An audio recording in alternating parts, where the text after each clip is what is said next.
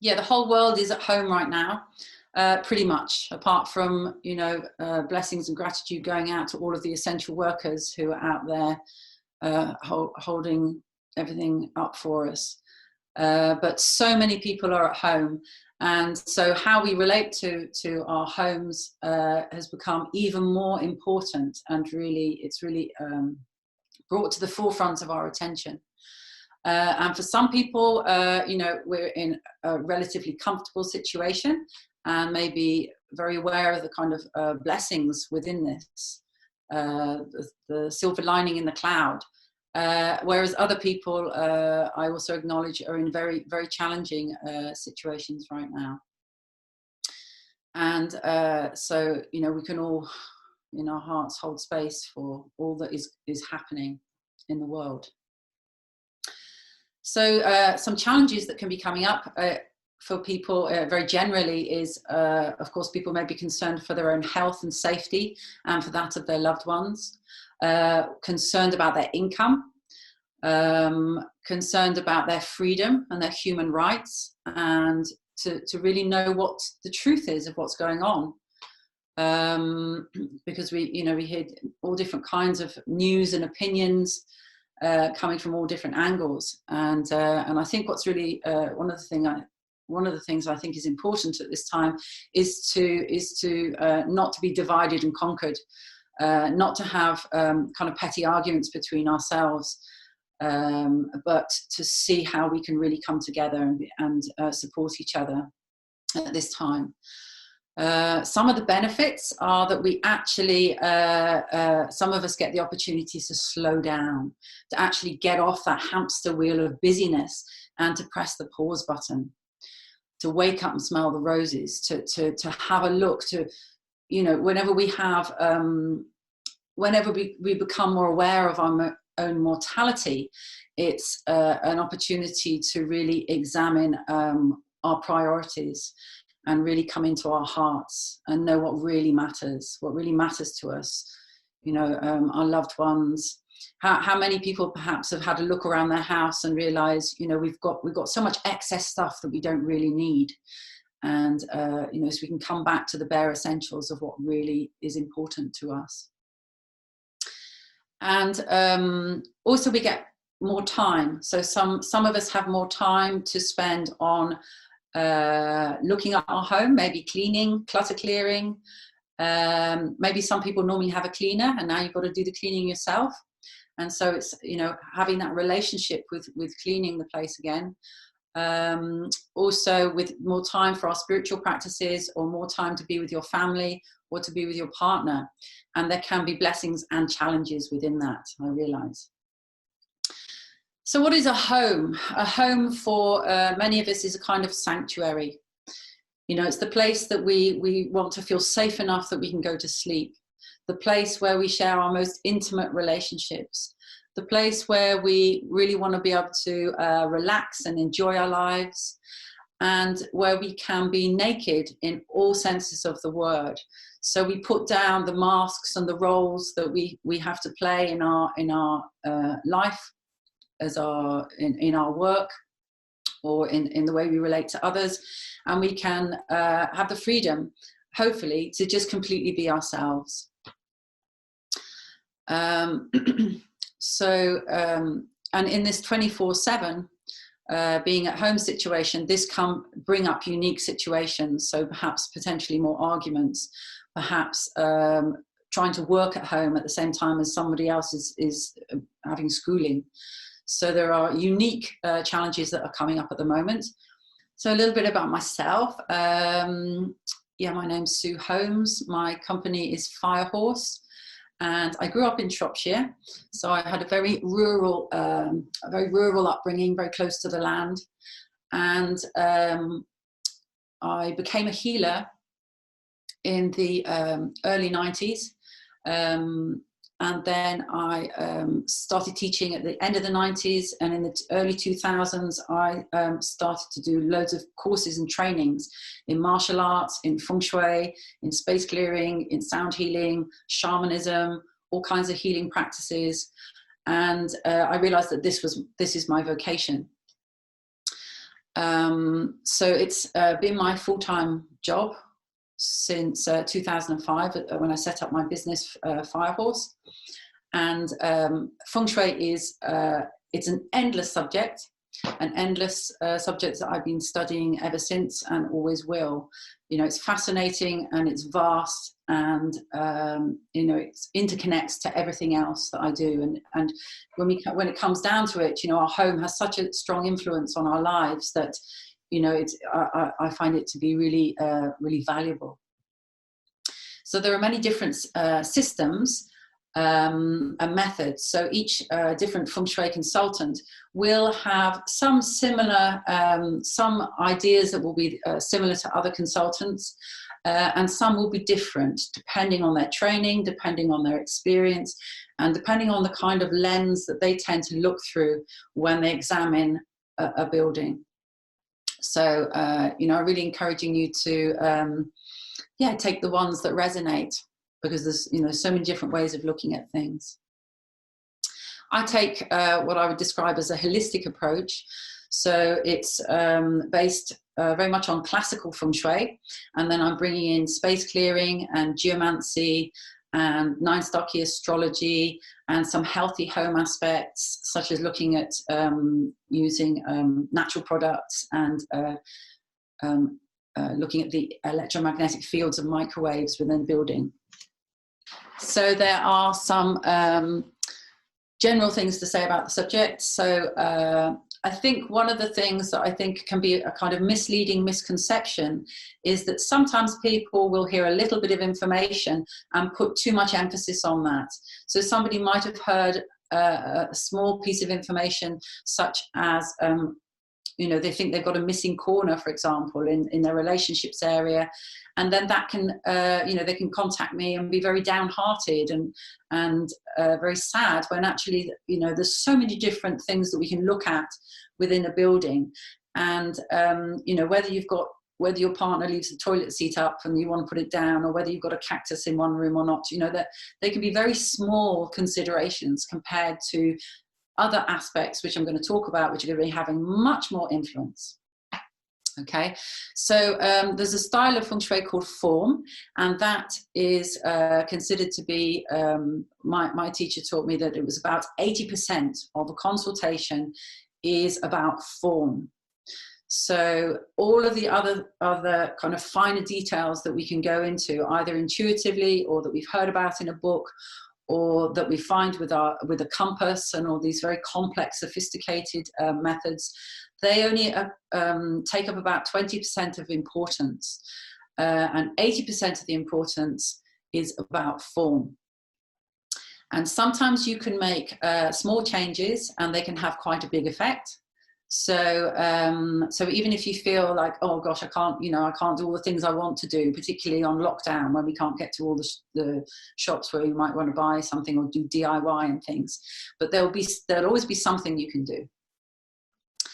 And the good news is that just in general, the more you love your home, the more you make it look and feel beautiful, then the more that's going to bring out the good potential of and the auspicious aspects of the Feng Shui of your home.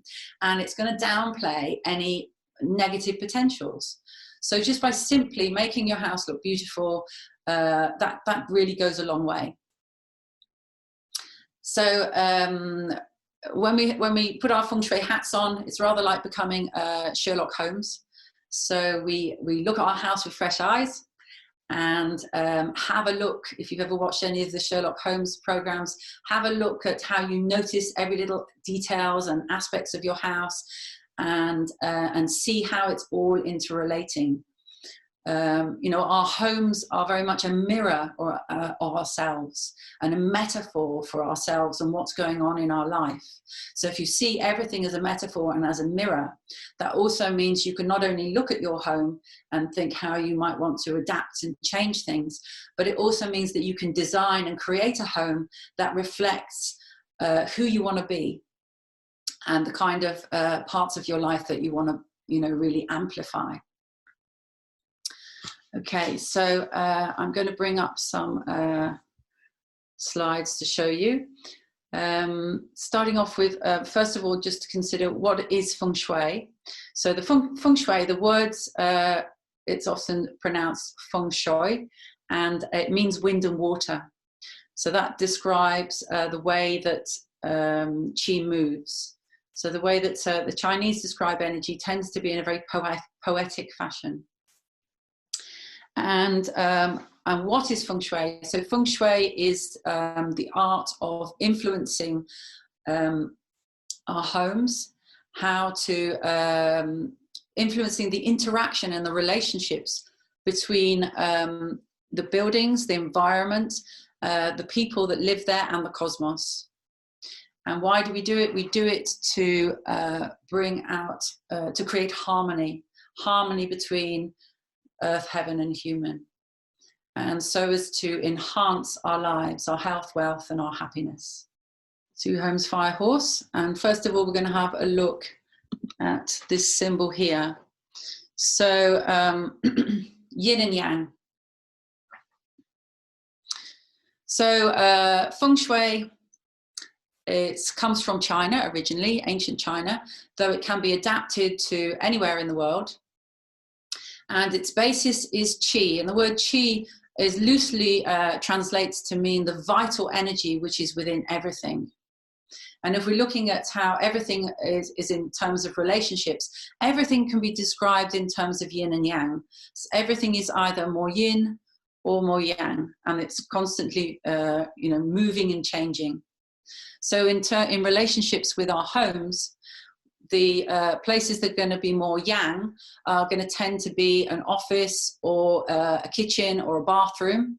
So there's more movement, it's more light, the surfaces are hard, it tends to be brighter, and that's a place that we want it to be where there's action happening. And then in contrast, we have the more yin areas of the house, which are the bedroom and the living room, and they're going to be more still, more restful, more soft in colors, soft in furnishings and fabrics. So they tend to be more yin, so that as we walk into a kitchen or an office, we feel more stimulated, more activated, and we're able to be more active. And when we walk into the bedroom or the living room, we feel relaxed, and we're going to be more able to chill out or to sleep. And by having that contrast, that interplay between yin and yang, that's what brings a place to life.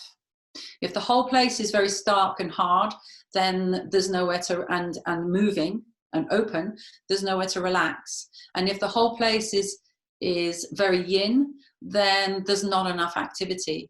So it's the interplay that really brings our homes to life. So heaven, earth, and human is one of the ways that we have a look at the qi within a home. So we've got the earth qi, and that, which I'm going to talk about in more detail in a moment, is form. So form is the landscape. Form is the mountains, the valleys, the hills, the rivers, all of the natural landscape around a building. And then in a city, that translates to the buildings around us. And the movement is the roads. So all of the buildings, the trees, the gardens, the roads. So that is the exterior form, which has a very big influence on our homes. And then the interior form is the layout of the house and where the furniture is placed and how that all interrelates. Where the corridors, the doorways are, where's the seating areas. And then, so that's a more obvious, visible form of earth qi. And then the invisible, the more intangible, unseen, is geomancy. So this, as a dowser and a geomancer, this is about, and a shamanic practitioner, this is about the spirit of the land. This is about connecting into the energetic pathways which flow under and around a house. So that's the earth qi. And then the human qi, that's the people who live in the house. So we have a look at what are the needs of those people, what are their personalities, what are their roles within the household, and what are their aspirations, what are their fears. So some of that's more open and some of that will be subconscious. And then going into the more hidden aspect of the human is studying their astrology and seeing what kind of a home, what kind of elements is going to support their particular astrology. And then by looking at heaven's chi, the more yang aspect of that is the sun and the weather. So which is the sunny side of the house, where is it shaded, which is cooler, which is warmer, which gets the wind and the weather, how sheltered is it. And of course that's a different priority depending on what part of the world you're in. You know, in England we want to generally we're looking for the sunshine, and in hot countries they're looking for shady places. And then the more yin aspect of heaven's chi is looking at time. And in Feng Shui, we can analyze it looking at cycles of time, and also looking at astrology. And from a shamanic perspective or a spiritual perspective, our connection with spirit. So I also bring in space clearing and clutter clearing and healthy home, and including things like EMFs. There's other aspects that I bring in as having, which I think are important aspects to our homes and our quality of life. So the 4 spirits of an ideal Feng Shui site. This is the way that the Chinese tend to describe energy, as I said, is more poetic. So they describe a hill behind the house, the tallest hill behind you, that's described as the black turtle. And then we've got the Asia dragon and the white tiger. The dragon being seen as more the masculine side, and it's a higher mountain, and then the white tiger being a lower hill and more white rocky landscape, ideally. But fundamentally having strong support behind you and having a bit of support to the sides, and then having movement to the front. So you can see there's a stream there, and then a small hill the other side, which is called the Red Phoenix. So this is just so important in Feng Shui. And if you only remember one thing from this talk, remember this. Remember this imagery, the imagery of having the big mountain behind you, the small, lower support to your sides, and having movement and a view in front of you. So this is a good Feng Shui site. So you wouldn't tend to build your house right on top of the turtle, or on top of the dragon or the tiger, or you know, right in the river. You're gonna set it back and have it so it's got this protection behind it and the view and the movement in front of it. So if you like, it's a little bit like we've got this sense of support behind us. We're being held with the support of the mountain behind us, and we've got the view and movement in front of us. So in Feng Shui, we talk about having a sitting side to the house and a facing side to the house. So the sitting is where we want the mountain and the protection, and the facing is where we want to have movement and a view. And that's going to obviously differ depending on every unique house and situation, and whether you're in the city or in the countryside. Ideally, you have your bedroom at the back of the house, which is the more yin side of the house, where you're going to be connecting more with nature, and it's going to tend to be quieter and have more of a sense of connecting with being at home. And then if you've got a home office, if possible, or if you're now working from home, it's good to have that in the front of the house if you can, because there's more of a sense of connection with the outside world. So this kind of Feng Shui, this having support behind us and having a view in front of us, is something that we do intuitively.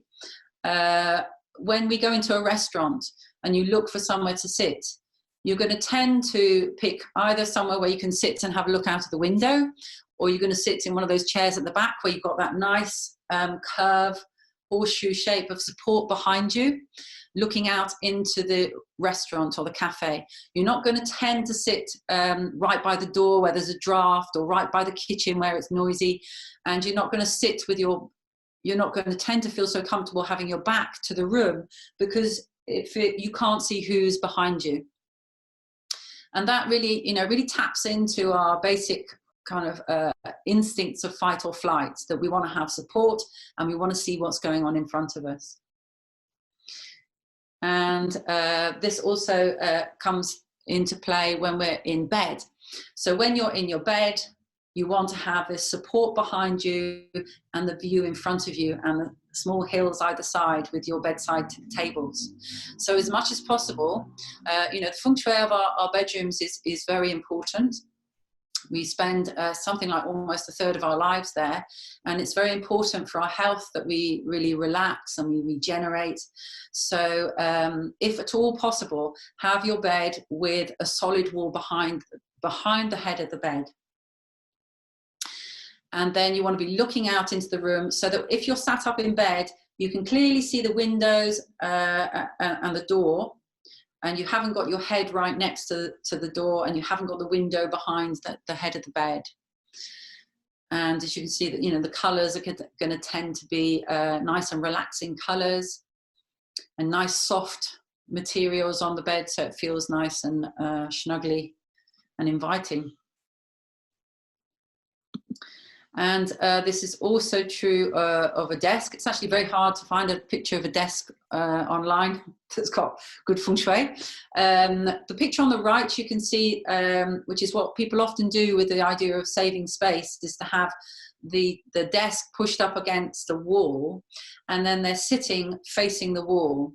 So their back is to the room. So the back, you won't feel so comfortable because your back's to the room. And if you're facing the wall, it's very uncreative because you've got just a solid wall in front of you. So in the picture, I mean, at least they've got, you know, they can see their post-it notes. But if you look at the picture on the left, they've got the desk beside the window. And this is a really good place to be because you've got natural light falling to the side of the screen. And you can, when you're sat at your desk, hopefully there's a solid wall behind the chair. So you've got a solid wall behind you, you've got the sunlight, natural light coming in onto your desk so you can see what you're doing. And when you're looking up for inspiration, you can look out of the window, you can look out at the garden, or you can look out at the trees in the street, or you can look up at the sky and look at the clouds. So there's a sense of space and a sense of view to help bring inspiration. And directly opposite you on that wall, if there's a wall opposite to where you're sat, this is a nice place to have a picture of a really inspiring view, or to have your vision board, or something that you know, you look at and you kind of, as you're dreaming into, you know, being creative, whatever you're doing, you'll feel inspired by the view. And also, ideally, you sit not only with a wall behind you, but in the corner that is diagonally opposite to the door into the room. If you're sat in the corner that is diagonally opposite to the doorway, then you're in the power position for that room. So that's a good place to be. Again, support and view. And this is also what you do in your living room where possible. So behind where you sit, behind your sofa, having a solid wall, and then looking towards the view. So perhaps you've got the window to your side, you've got the fireplace, the TV. So you've got your view in front of you, and you've got a solid wall behind you. So you feel really nice and supported. So another way that we have a look at relationships in Feng Shui is by using the 5 elements and the 5 element cycle. So as you can see, each element has a relationship with the other elements. So as the arrows move in a clockwise direction, they're describing what is considered a productive or a creative cycle. So starting in the bottom left, if we've got water, water allows the plants to grow, so it nourishes the wood. And then wood feeds the fire, so the fire burns. And then the fire becomes ashes and goes into the earth. And then the earth, metal ores grow in the earth. And then water forms as condensation on metal. So that is a constructive cycle. And if we go in the other direction, we'll see how they weaken or use up that energy. So this is a more gentle way that we can reduce, if there's an energy, one of the elements is quite strong in a certain area and we want to reduce it, rather than using the controlling element. So for example, if there was too much fire and we wanted to reduce the fire, rather than adding water where there's going to be a fighting relationship, putting the fire out, we can add a little bit, some earth, and then the earth will tend to decrease the strength of the fire. So, you know, that's a more gentle way of working with the 5 elements to reduce an element. And another way we can work with the elements is bringing harmony. So if you've got 2 very strong elements in a room, so for example in the kitchen where you tend to have fire and water, so if you've got your stove right next to your sink, by adding some wood energy, painting the wall green or adding an upright plant, whatever makes sense in that area of the house, that can help to harmonize those elements. So we're always seeking to create more harmony. So the elements are not taken literally. They are used to describe a certain kind of energy, and they can be represented using certain colors and certain shapes. And so the water energy is flowing and describes progress, and also represents wealth and new opportunities coming to us. And the wood energy suggests growth, and that's represented by tall upright shapes and upright plants, like a money plant, for example. And then the fire energy, this represents really being very seen, our fame, our reputation, and this is using fiery energy. So star shapes and red colors, images of the sun, that kind of thing. And the earth energy is it's represented by low rectangles and shapes and earthy colors, and that's very about nurturing and about support. And then the metal energy is the harvest and the joy, and it's also to do with organization and structure, and that tends to be represented by circles and metallic colors. So the way that the 5 elements are put into the house is in the form of a flexible template called the bagua. And as you can see, there are different trigrams, there are different elements that are, and so many different things that are associated with different areas of the bagua. And the center is not considered a location, actually, but it's called the Tai Chi, and this corresponds to health. So this is why in Feng Shui that they like to keep the center open. So if you look at the center of your house and the center of every room and the center of your garden, it's always good if it's possible to keep this open. So we don't want to plonk a table right in the center of the room. If possible, have it to the side or beside the sofas and things, rather than having it a big heavy table plonked right in the center. You know, if you're going to have a bird bath or a statue in your garden, rather than place it right bang in the center of the garden, have it moved to the side and keep the center open. And as we move through this area, it brings life to the whole of the space. And you can also see that the southwest, this corresponds to marriage and relationships. So that can be an area that you might like to focus on if you're wanting to attract more a relationship into your life, or bring more harmony into your existing relationship. So the element here is earth. And so, you know, by adding a little bit of fire, that can nourish your relationships and help to activate them and keep them alive. And then if we look at this wealth area here, so this is actually wood element. And so by bringing some water into the southeast, this can help to stimulate our wealth, our prosperity and our abundance. So these are, you know, very generalistic, but they're things that we can work with in a DIY basis.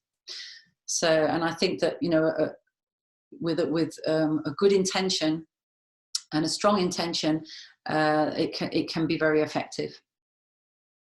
If you have a complex, you know, in full consultation done with a consultant, they're likely to go into more specific recommendations for your specific house and for you specifically because of the unique house. But these are kind of general tips that can be applied to any home.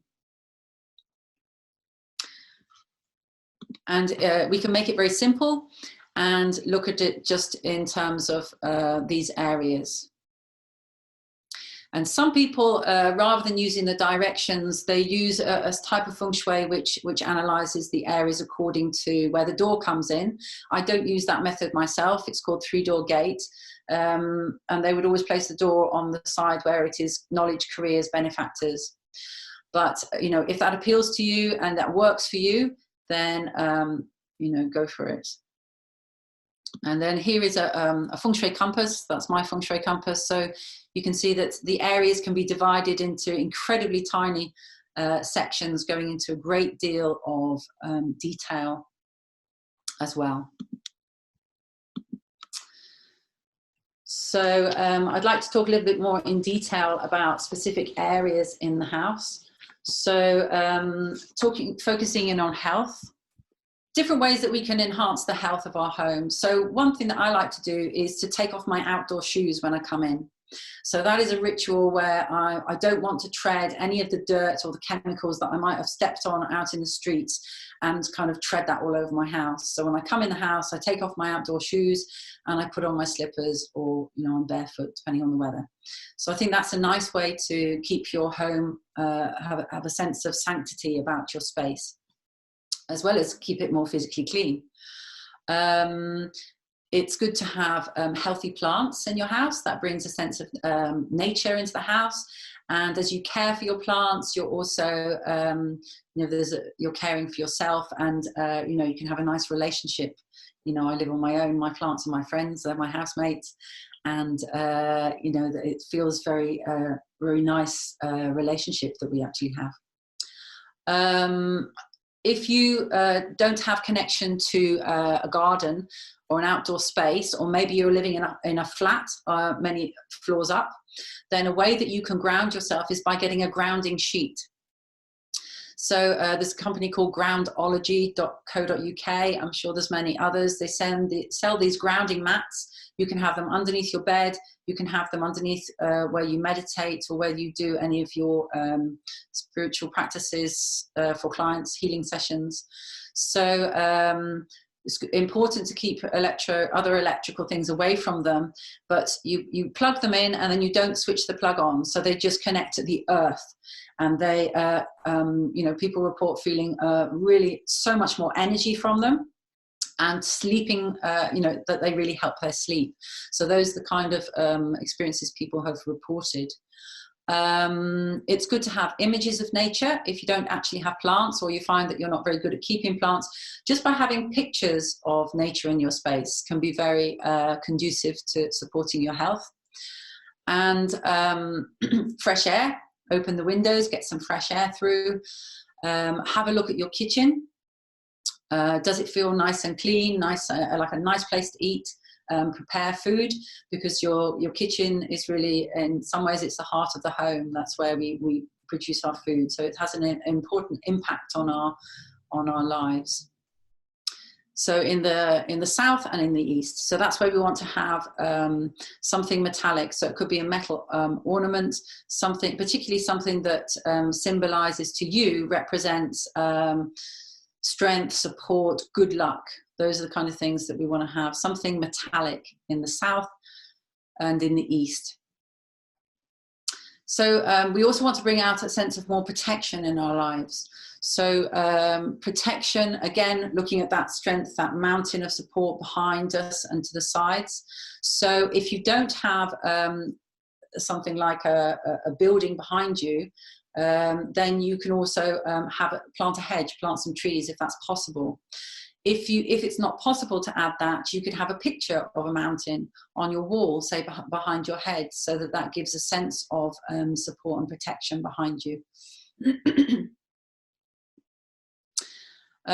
If you have a solid hedge or a solid fence and a gate around your property, that helps to hold the chi in, and holding in all of the good chi, the positive chi that can then feed into your house, and it helps to give a sense of protection from fast-moving traffic, for example. Have secure doors and windows, just practical things to give more of a sense of protection.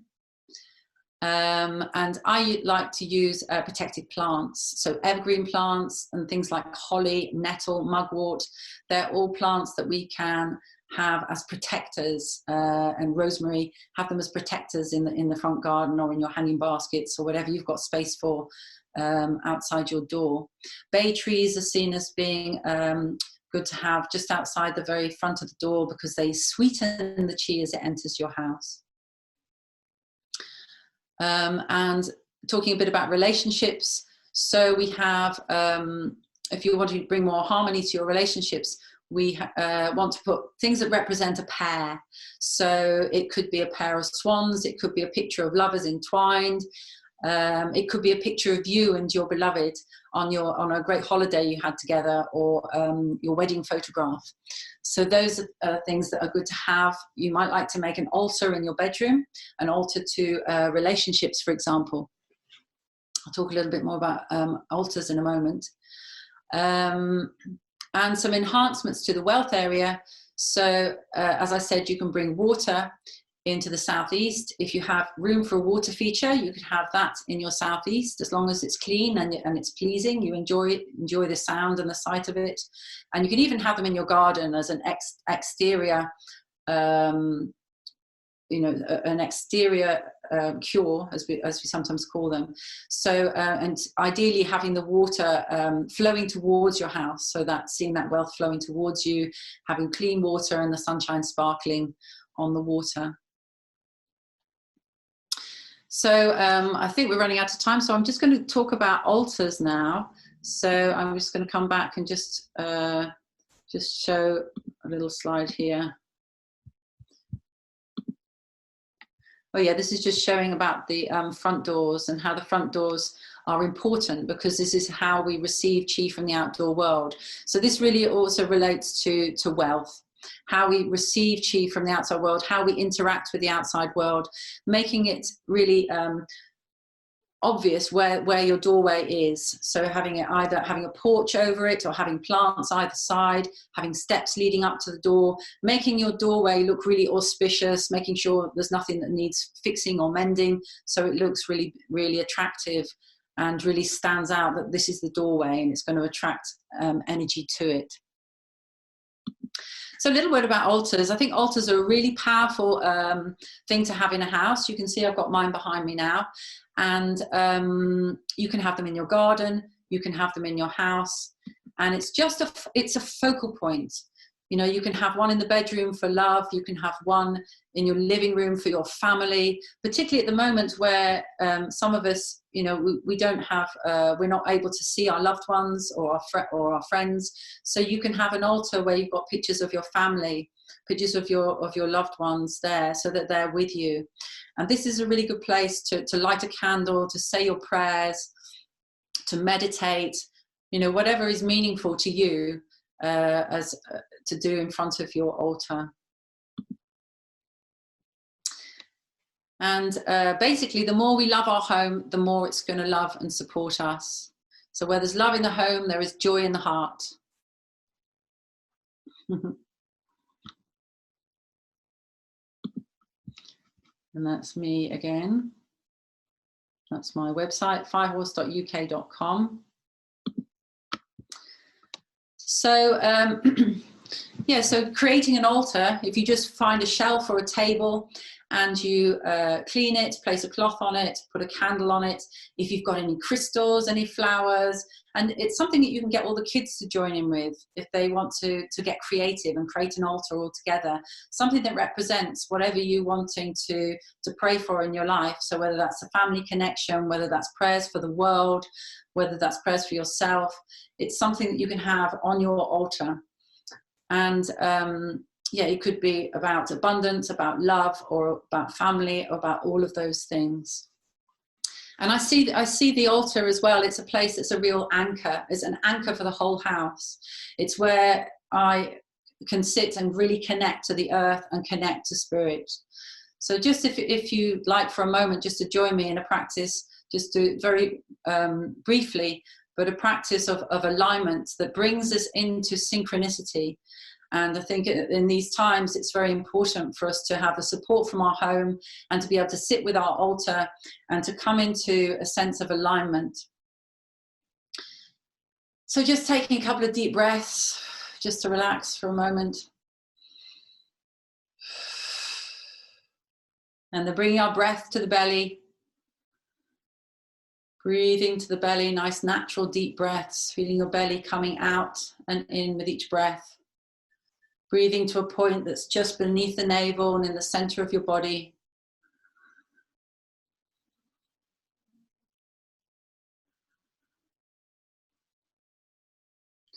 And then as an act of intention, just dropping down on a line of energy that runs from our belly and goes down and out through our body and into the ground.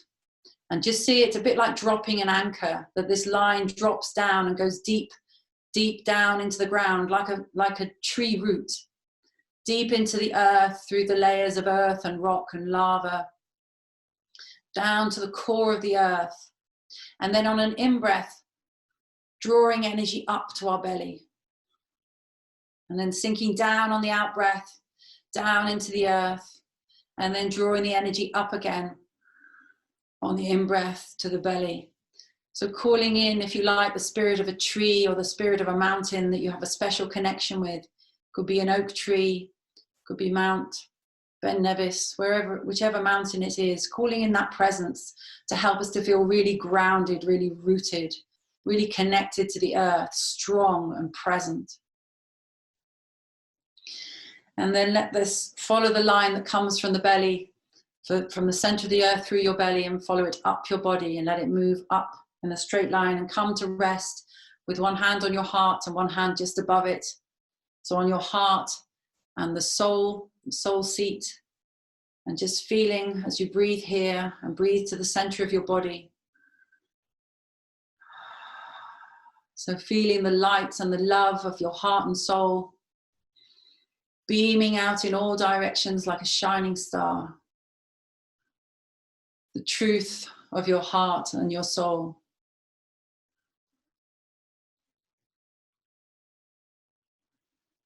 Beaming like a shining star.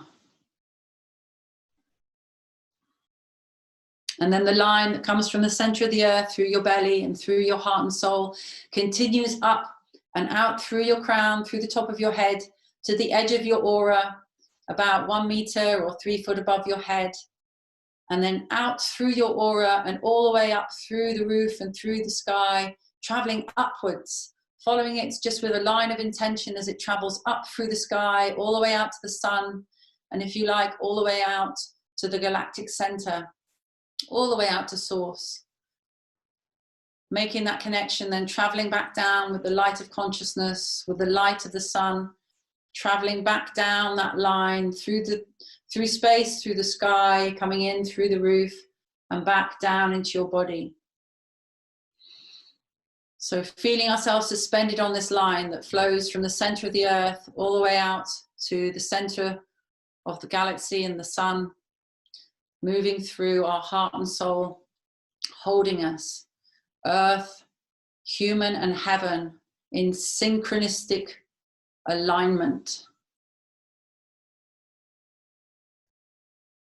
Synchronistic alignment. So Just feeling how good that feels, to feel that we're grounded, we're connected to the earth, we're connected to the heavens, and we're filled and surrounded by light, and then it meets in the heart.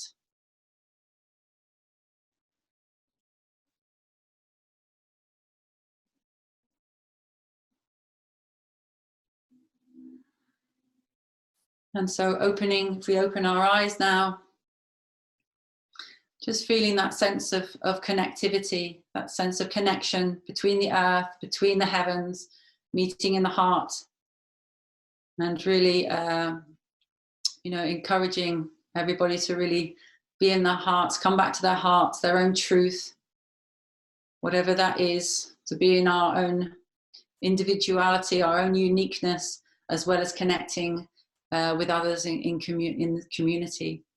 So many blessings to you all, and lots of love from me to you, from my heart to yours. And look forward to seeing you again, friends, new friends, and many blessings to you all.